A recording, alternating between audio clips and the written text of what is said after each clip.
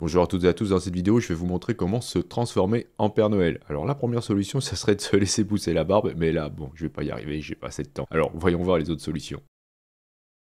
La première solution ce serait d'utiliser dans Photoshop remplissage génératif. Alors rappelez-vous, l'IA générative dans Photoshop n'est pas encore capable de générer des images hyper définies. Donc il va falloir faire attention à la taille de votre autoportrait ou du portrait de qui vous souhaitez d'ailleurs. Donc là, je vais regarder, je vais faire image, taille de l'image et je m'aperçois voilà, que j'ai une image qui fait 3368 pixels de côté. C'est beaucoup trop pour l'IA qui actuellement est limitée à 1024 par 1024. Si je ne souhaite pas faire de mosaïque, etc., je vais me mettre directement en 1024 pixels de côté, et comme c'est un carré, et bien c'est parfait, ça fonctionne bien. Ensuite, je vais évidemment zoomer un petit peu, et je vais faire une sélection. Alors ici, je vais faire une sélection, pas avec des outils habituels comme le lasso, etc. Je vais utiliser plutôt l'outil masque, car je vais pouvoir peindre ma sélection avec peut-être des bords arrondis qui vont me permettre de faire une fusion plus réaliste entre ce que va me proposer l'IA et l'existant. Donc je vais ici double-cliquer sur cette icône en bas à droite de la barre des outils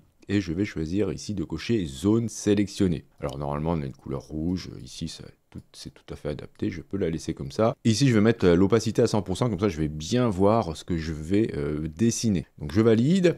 Et je ne sors pas du mode masque, je vais prendre l'outil pinceau, je vais faire un clic droit pour choisir une dureté à 0. Et je vais peindre avec une opacité de 100, voilà, hein, n'oubliez pas, dans la barre des options. N'oubliez pas aussi de vous mettre en mode normal et avec un flux de 100, voilà, je vais peindre en rouge les zones que je souhaite voir traitées par l'IA. C'est-à-dire donc tout sauf mon visage. Et je vais peut-être aussi inclure le menton. Ok, alors si vous êtes allé trop loin, vous pourrez peindre en blanc. Ok, donc il suffit d'inverser avec la touche X et vous allez pouvoir voilà, faire revenir des choses que vous auriez éventuellement masquées. Donc je vais peaufiner un petit peu les choses. Une fois que vous avez terminé votre sélection, vous pouvez sortir du mode masque. Pour cela, vous pouvez appuyer sur la touche Q. Très bien, alors là, on va pouvoir maintenant, depuis la barre de menu contextuel, si vous n'avez pas cette barre, vous allez dans le menu fenêtre et vous allez cocher barre des tâches contextuelles. Je dis toujours menu contextuel, mais c'est des tâches contextuelles. Je clique sur remplissage génératif et je vais taper le prompt qui va me permettre de générer le Père Noël. Donc si c'est le Père Noël, vous tapez le Père Noël. Si c'est la Mère Michel, vous tapez la Mère Michel. Donc j'ai saisi un portrait du Père Noël, longue barbe blanche, et je clique sur générer. Depuis le panneau propriété, on voit qu'on a 3 variantes qui s'apprêtent à être générées et on a ici une barre de progression. Donc voilà, j'obtiens ce résultat. Mon Dieu, j'ai l'impression de voir Benny Hill là. Oh, incroyable. Et sinon, j'ai celui-ci ou celui-ci. Donc, c'est pas génial. Ce que je pourrais faire, c'est peut-être demander ici un portrait ou alors une photo plutôt. Une belle photo. Une belle photo du Père Noël avec, voilà, peut-être avec des mots un peu plus logiques, avec une longue barbe blanche. Voilà, et je clique à nouveau sur générer. Alors vous voyez, ça m'a fait un calque génératif dans le panneau calque, et le simple fait de l'avoir sélectionné et de modifier le prompt, ça ne me génère pas un autre calque. Si j'avais voulu faire une autre génération, il aurait fallu que je me mette... Pardon. Il aurait fallu que je désélectionne mes calques, mais là je m'arrête un peu parce que là franchement, c'est pas une moustache qu'il a, mais ce sont des cornes, c'est le Père Noël, on va dire, des taureau, voilà. Donc sinon, il y a celui-ci, et celui-là, celui-ci me plaît bien. Ouais, pourquoi pas. Ou alors celui-là, non. Alors, on va dire que c'est celui-ci, et bon, vous avez compris le principe. Vous pouvez faire autant de générations que vous souhaitez. Enfin non, car rappelez-vous, vous êtes limité avec les crédits génératifs. Donc en fonction de l'abonnement que vous avez pour votre Photoshop, vous avez un quota de crédits génératifs qui vous est alloué mensuellement. Et si vous dépassez, eh bien, la génération sera un petit peu plus longue, mais vous pourrez théoriquement, en tout cas jusqu'à présent, continuer à générer des images. Donc celle-ci me plaît pas mal. Et ce que je vais faire, c'est du coup masquer la bouche. Vous voyez, parce que la bouche ici, elle n'est pas géniale. Donc je vais mettre mon calque génératif dans un groupe, ou bien alors si vous voulez complètement vous désolidariser de ces générations, parce qu'actuellement si je clique sur mon personnage, j'ai la possibilité de changer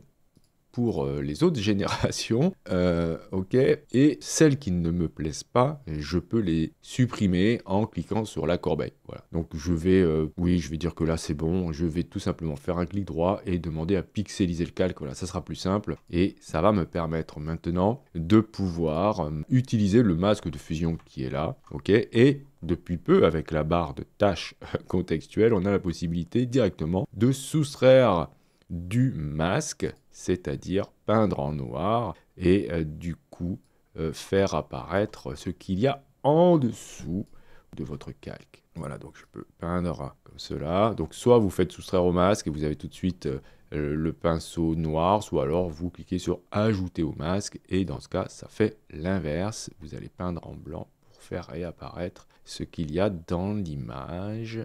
Voilà, enfin en tout cas dans ce calque. Voilà, donc ça c'est la première solution. Sinon, on peut passer par Adobe Firefly et vous avez ici remplissage génératif. Donc c'est comme dans Photoshop, sauf que là, vous le faites en ligne. Donc si vous n'avez pas de Photoshop, mais si vous avez un autre compte à Creative Cloud qui vous permet eh bien, d'avoir accès à ces crédits génératifs, vous allez pouvoir utiliser aussi Adobe Firefly. Donc je vais cliquer ici sur charger une image et je vais cliquer sur ajouter et peindre la partie que je souhaite voir remplir par l'IA. Si vous voulez changer la taille du pinceau, vous allez dans les paramètres, vous augmentez la taille du pinceau. Et en fait, on fait exactement la même chose que ce qu'on a fait dans Photoshop, mais en ligne. Et ensuite, vous tapez votre prompt. Et vous cliquez sur générer. Donc voilà, on a ça. Ça, je trouve que c'est plutôt intéressant. Donc là, encore une fois, vous pouvez demander à conserver, du coup, l'image sera disponible et vous allez pouvoir continuer à travailler. Par exemple, celle-ci, je vais dire que celle-ci, elle me plaît bien. Et vous pouvez, en cliquant sur les trois petits points, dire que c'est bien ou dire que c'est pas bien. Ça permet d'entraîner le modèle. Et si vous avez quelque chose de vraiment très choquant, vous pouvez signaler le résultat. Donc ici, je vais dire que c'est pas mal, je vais cliquer sur conserver, car ici, je vais pouvoir continuer à travailler. Je vais demander à supprimer cette partie-là, par exemple, celle-ci là, que je trouve un peu bizarre, celle-ci aussi, voilà, voilà, ça aussi, tout ça, voilà. Et au lieu de cliquer sur insérer, comme c'était le cas par défaut, je vais cliquer sur supprimer, et ensuite recliquer ici sur supprimer. Alors, ce que ça va faire ici, c'est que ça va utiliser remplissage génératif, mais dans quelque chose de vide, sans prompt, comme on le fait dans Photoshop, quand on ne tape pas de prompt avec remplissage génératif. Bon, alors je sais pas pourquoi, mais il me met les cheveux blonds, mais voilà, vous avez compris le principe, c'est comme ça que ça fonctionne. Décidément, j'ai plein de surprises aujourd'hui. Une fois que vous êtes satisfait, vous pouvez cliquer sur télécharger et on va vous dire voilà que vous allez avoir dans les métadonnées un petit truc qui va vous permettre de dire que ce que vous avez fait c'est généré par l'IA. Je vais vous montrer la dernière méthode qui, elle, demande un petit peu plus de travail car on va travailler à l'ancienne. Je vais partir avec une image que j'ai récupérée sur Pexels, par exemple celle-ci, et je vais remplacer le visage du Père Noël par le mien. Alors d'abord, je vais devoir faire une sélection. Donc je vais me rendre dans le menu sélection. Allez, je vais utiliser sélectionner et masquer. Ici, je pense que ça sera très adapté. Dans la colonne de droite ici, je vais modifier l'opacité. Alors normalement, vous êtes avec une opacité aux alentours de 50 avec l'affichage en pelure d'oignon. C'est comme ça que ça s'appelle. Et je vais prendre le premier outil ici qui va me permettre de faire une sélection rapide. Et donc je vais sélectionner les cheveux blancs hein, et puis tout le reste, voilà, sauf le visage. Voilà. Je vais zoomer, changer la taille de mon outil et maintenir Alt enfoncé pour soustraire la bouche ici. Ensuite, là, tout ce qu'il y a sur les côtés, je vais pouvoir récupérer les petits cheveux avec l'outil que vous avez en dessous, l'outil d'amélioration des contours. Donc là, vous peignez dans cette zone-là pour essayer de récupérer des petits cheveux et des zones ici un peu foncées. Voilà, comme ça, comme ça, comme ça. Si vous souhaitez avoir un résultat peut-être un peu meilleur, vous pouvez demander en cliquant ici d'améliorer les cheveux. Voilà, alors je ne sais pas si ça l'a grandement amélioré. En tout cas, pour le vérifier, vous pouvez modifier la transparence. Voilà, donc vous voyez, j'ai des petits trous ici, donc c'est pas bon. Donc je vais continuer comme ça. Voilà. Je repasse avec l'outil d'amélioration des contours.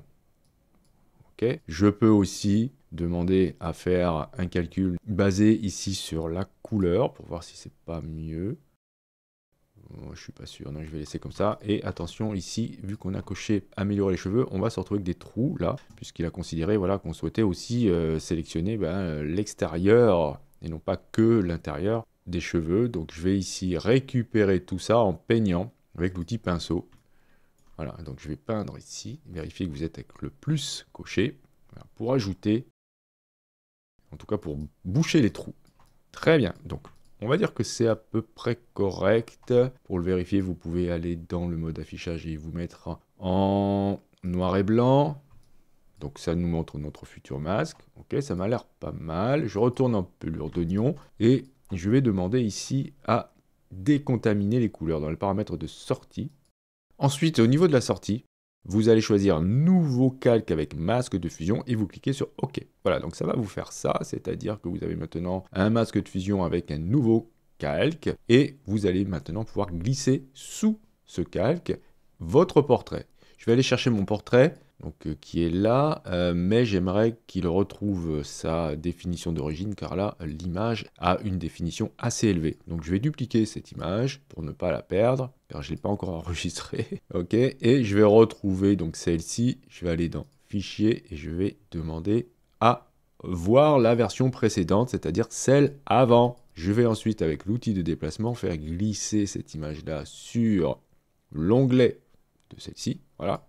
Et là, maintenant, je vais pouvoir glisser ensuite ce calque 1 sous l'autre.